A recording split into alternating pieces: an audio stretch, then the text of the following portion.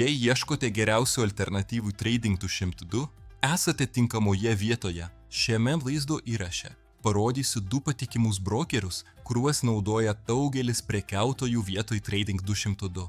Jei norite atidaryti sąskaitą, aprašyme žemiau rasite nuorodas į specialius pasiūlymus. Pradėkime.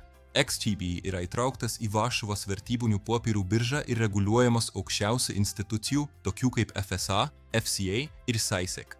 Klientų lėšos laikomas atskirose sąskaitose, o kadangi XTB yra viešai įmonė, ji siūlo aukštą pasitikėjimo ir skaidrumo lygį. XTB platforma prieinama jūsų naršyklėje ir taip pat kaip mobiliosios programėlės Android ir iOS įrenginiams. Ji yra greita, draugiška vartotojui ir apima visas pagrindinės prekybos priemonės, tokias kaip diagramos, indikatoriai, piešimo įrankiai ir strategijų pasirinktis. Kalbant apie indėlius, galite naudoti kortelę, banko pavedimą arba vietinis mokėjimo būdus, priklausomai nuo jūsų šalies. Nėra nustatyto minimalios indėlio sumos, tačiau pradėti nuo apie 200 svarų yra gera idėja. Mokesčiai yra labai konkurencingi. Plitimai Euro-USD poroje prasideda nuo 0 dienos pipų, akcijos ir ETF be komisinių iki 100 000 eurų per mėnesį, o viršijus tą sumą mokate tik 0,2%. Nėra išėmimo mokesčių, o valiutų keitimo kaštai atitinka pramonės standartus. XTB yra stipri alternatyva, jei norite pigios maklerio įmonės su šiuolaikinė platforma ir įtrauktos į sąrašą įmonės saugumu. XM yra reguliuojamas SISEC Europoje, ASIC Australijoje ir IFSC Belizoje tarptautiniams klientams. Ji atskiria klientų lėšas, teikia neigiamą balanso apsaugą ir nuo 2009 metų aptarnauja milijonus prekiautojų.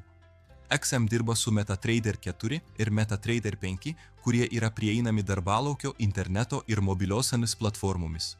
Šios platformos plačiai naudojamos prekiautojų, kurie mėgsta automatinės strategijas ar pažangius diagramų įrankius.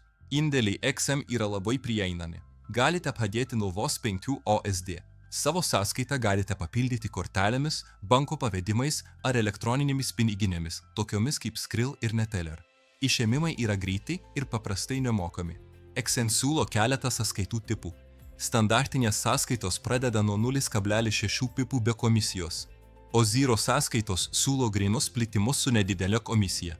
Tai leidžia pasirinkti nustatymą, kuris geriausiai atitinka jūsų prekybos stilių.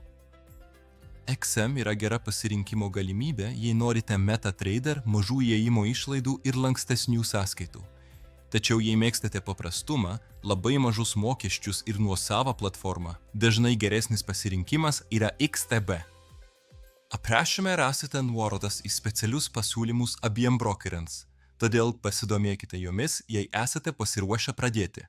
Jei jums patiko šis vaizdo įrašas, nepamirškite paspausti like ir užsiprenumeruoti kanalą, kad gautumėte daugiau panašaus turinio. Ačiū, kad žiūrėjote.